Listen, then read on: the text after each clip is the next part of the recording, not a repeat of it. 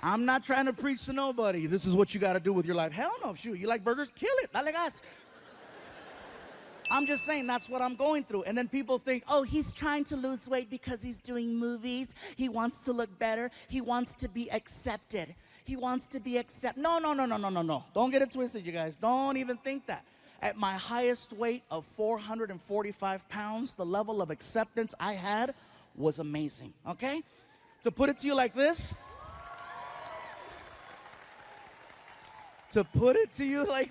at 445 pounds, there was women throwing themselves at me. At 445 pounds, there was men. Oh, in Bay Area, let me tell you something about gay men. I know you're in here. I saw the line. I'm going to tell you something about gay men. Gay men are very creative, they're very persistent, and they're very opportunistic when they want to achieve the mission. They're just as calculated as straight men are. I'll give you an example. I'll tell you a story, right? So one night, Martin and I are at a bar, and we're having drinks. And that should come as no surprise. Oh, really? They were drinking? Yeah, we killed it. So as we're drinking, Martin is paying attention and he's listening in to a conversation that's happening about 15 feet away between these two girls. They're going back and forth, and one of them was like, I don't believe we finished the whole bottle. How the hell are we supposed to get home? Martin stands up, looks at me and says, bro, I'll be back. And then it began, the hunt. You know, freaking.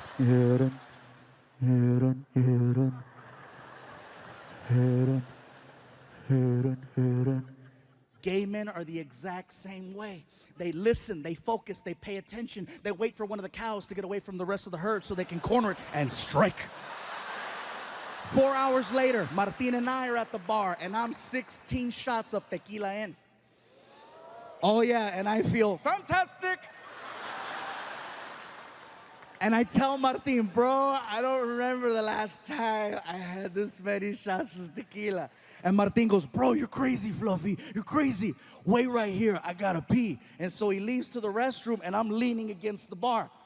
The bar is the only thing keeping me standing. And from across the room, this guy stands up, looks at his friends, and says, I'll be back.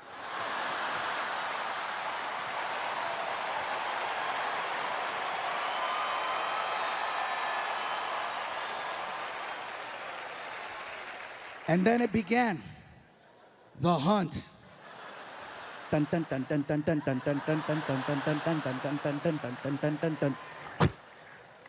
he gets in my face and he tells me, I just have to say, I am such a huge fan of yours. Oh my God! Anytime someone says they're a huge fan of mine, it automatically makes me smile. Even more so if I've been drinking. Oh yeah, if I'm drinking, I'm like, thank you. Thank you. Bro, I was so loaded, I bowed. Thank you.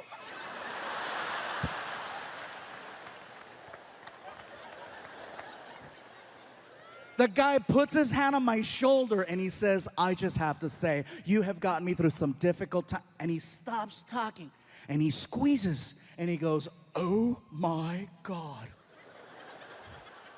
Do you work out?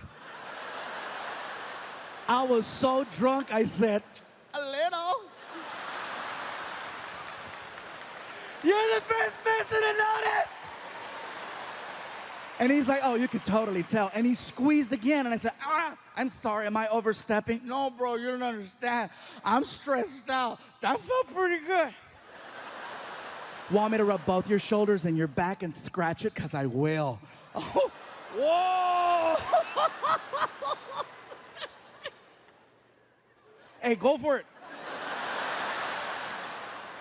He grabs me by the shoulders, you guys. He grabs me by the shoulders and he turns me around. Now I'm facing the bartender, and the bartender is trying to warn me. The bartender's like, hello, hello, hello.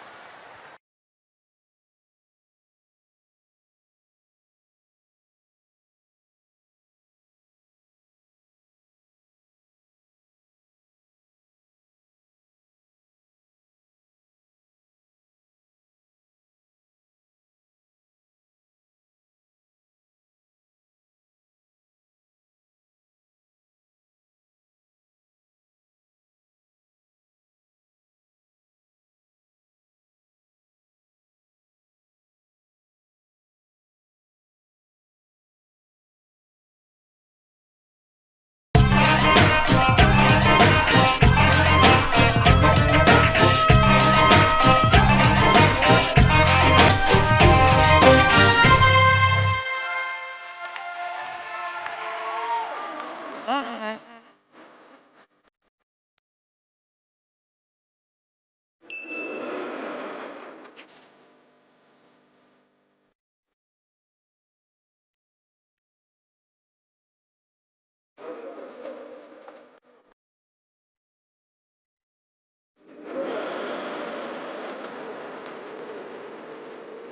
noticed something.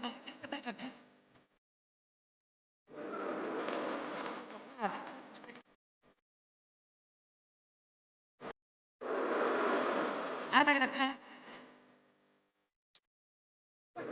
I know it's gonna take.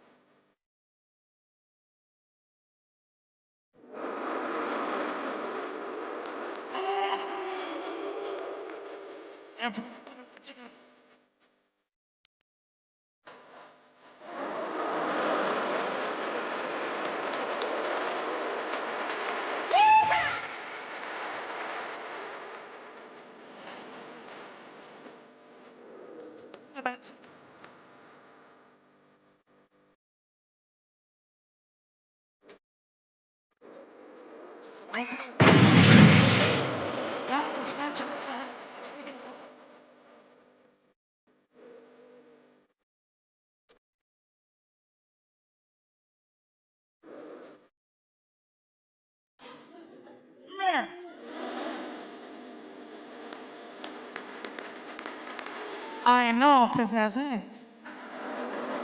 Oh my god.